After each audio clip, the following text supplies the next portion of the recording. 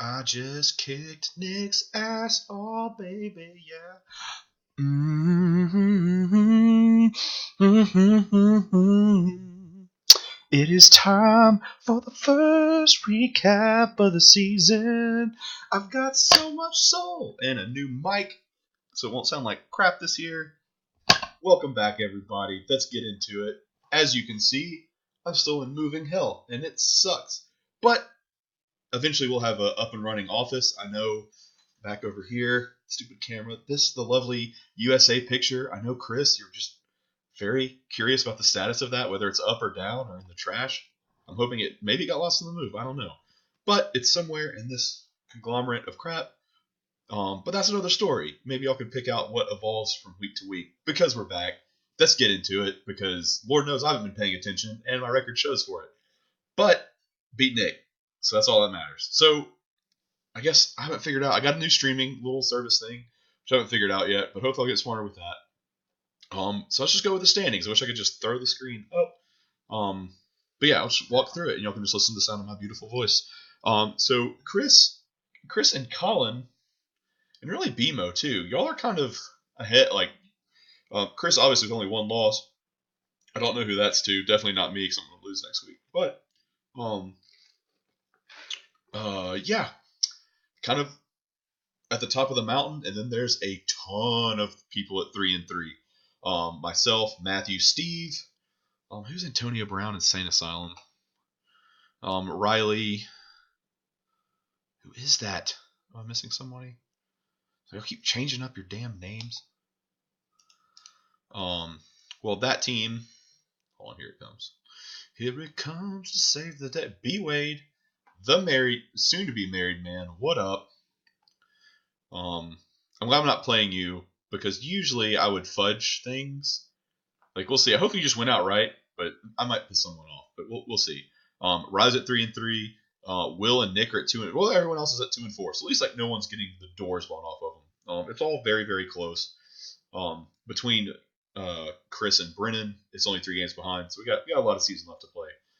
So let's see what happens. So getting back into what y'all love most is me stumbling through the games, trying to talk about things I know about, which I don't. Because why would you listen to someone at 3-3? Sorry, Google Fiber is being uncharacteristically slow. Or maybe I'm gonna blame it on ESPN. Boo, ESPN, boo. Not for real, guys. It like really froze up. Okay. Week 6 is in the books. And kind of like I said, let's see. Yeah, it's definitely ESPN because all these other tabs are. Maybe I should close other tabs. Did you ever think of that, Trey? Did you ever think of that? All right.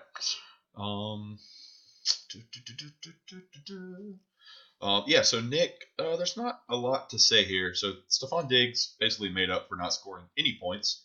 For those who have him in other leagues, yeah, he sucked until he dropped like 52 points, and that's really all I needed. That was it. And even Nick put up respectable numbers. He would have beaten most everyone else. Let's see.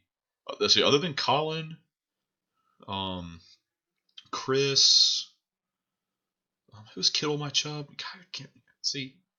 Yeah, he would have beaten half the league with his 117, and Matt Ryan definitely led the way with that. Excuse me. But yeah, so sorry, Nick. That was bad. So I know when I sent the message in the group chat, I was basically like, "Hey, man, like, I love you, but get good." But I can't like. I have to walk that back a little bit because you actually did score a lot of points. I just scored more, and that's what a win is. Do. All right, so let's go into. I think it is B Wade and.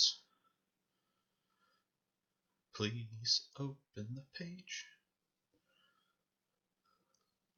All right, well that's loading. There we go. All right, so B Wade over Riley, battle of 3-3s, or I guess y'all are 3-3 now. Sean Watson. So Texans low key scary. Like I don't like their offense keeps putting up numbers except for DeAndre Hopkins, which sucks. But everyone else, like Will Fuller, like I think he was on someone's bench. That Riley decided to play him this week. Got only 9 points instead of like the 50 he scored last week. But yeah, Admittedly, I'm having trouble looking at y'all's points because ESPN, as y'all probably know, decided to update their interface, and it's all weird. But yeah, Deshaun Watson, 33 points. Thing with B-Wade to watch, though, not a lot of people did much else. Definitely carried by Zeke and Deshaun. Riley was a little more balanced. Panthers D definitely, 5 interceptions? That was crazy. Matthew Stafford, man, so that Monday night game was great if y'all didn't watch it. But that was, I think, just tough sledding for all players involved. I think Aaron Rodgers had a good game. But other than that, but yeah, guys, both teams sitting at 500. So that is good games. Good on B-Wade going into wedding weekend with a win.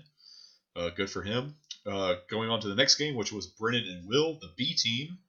For those keeping score at home, that was like a playoff champion. That was a playoff or a championship matchup not too long ago.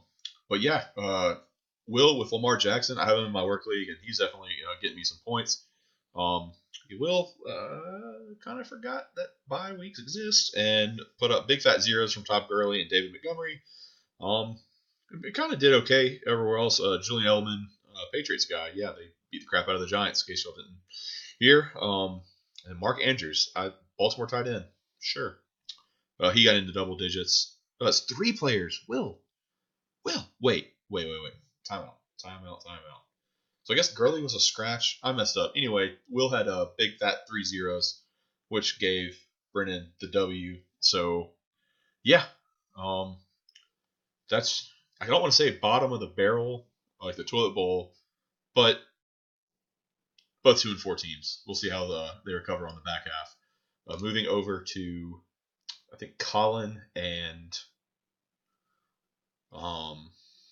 who's that? Matthew?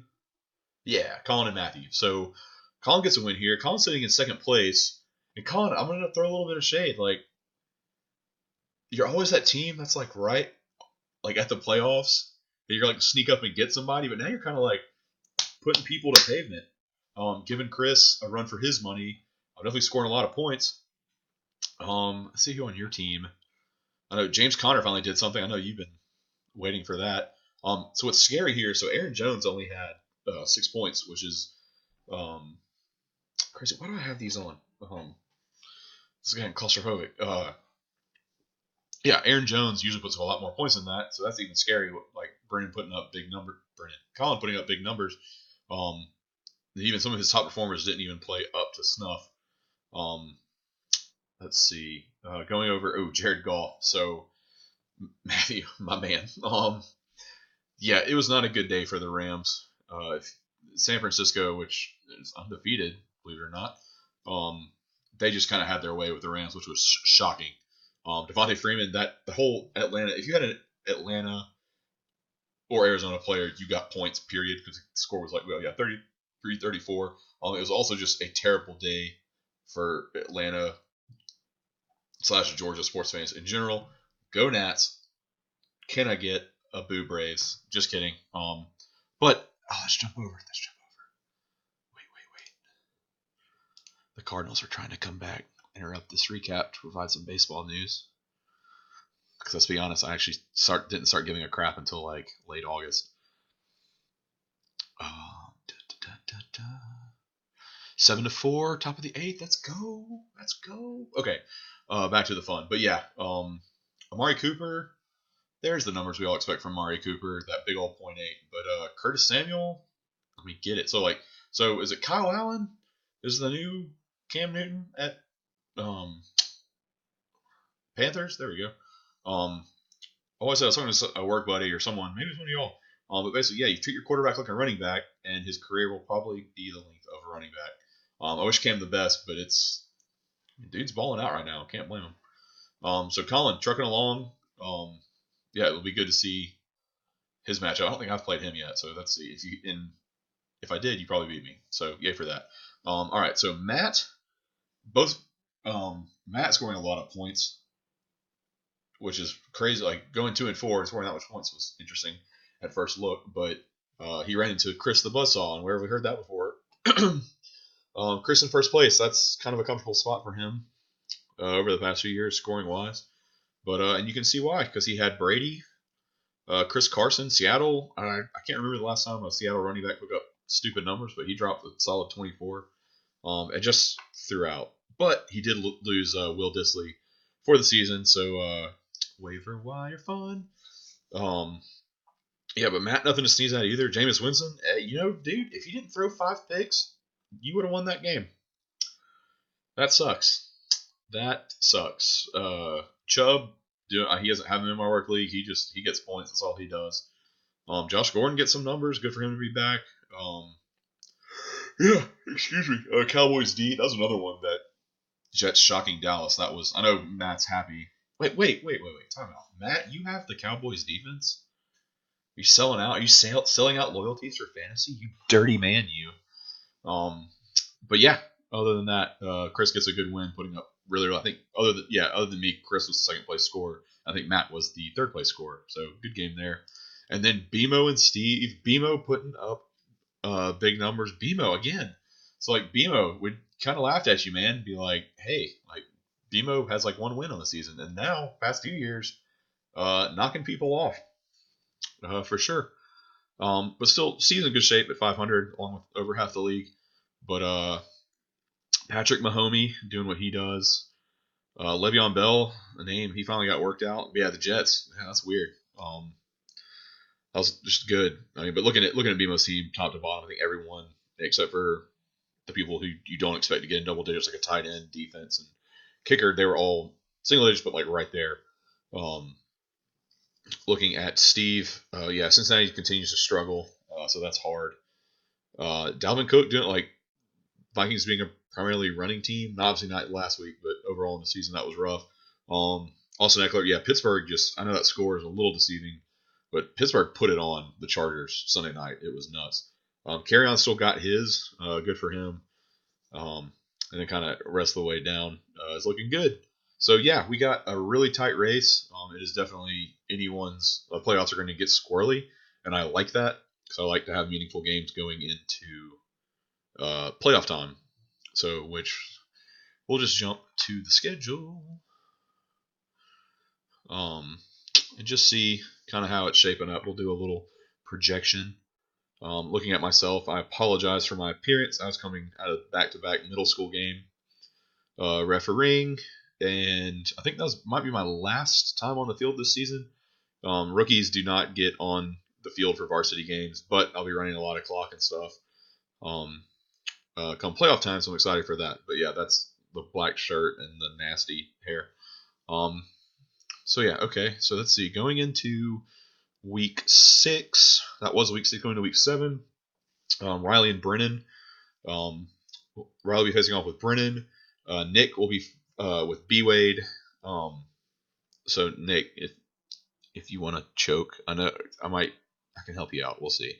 We can't have B Wade going on a honeymoon with a big fat L in the fantasy column. No new wife wants that. Will gets Matthew. Yep. And then I'm walking into the Chris Buzzsaw. But we'll see. We'll see. We're gonna be in the airport all morning. I guess the games probably wouldn't start yet. Oh well. We'll see. We'll see what we can do there. Steve will be with Colin and battle the band directors. The band director bowl is this weekend. BMO faces off against Matt. So that'll be good. So it's crazy. So Matt and BMO were like a point and a half apart. If you really dug into the score, yeah. So where is it? Yeah, BMO scored 125. Matt scored 126.5. So that might be the sneaky game of the week right there. See what comes on that. And then moving on, let's see. And then week. So we got, let's say 1, 2, 3. This is running long. I'm sorry, guys. 4, 5, 6. So we have 7 more weeks. That's plenty of time. It is anyone's game. Matthew did give me the trophy. It's currently in my office at work, just in all its grandeur. Brennan, I will get money from you somehow for getting a plaque with my beautiful name on it for last season's win. But other than that, hope all you guys are doing well. I know I'm going to see a lot of you this weekend. I'm ready to turn off my parent brain for a few days and just kind of enjoy BMO's ceremony and just everyone else. So hope you'll have a great rest of the week. Take care, set your lineups, and don't suck.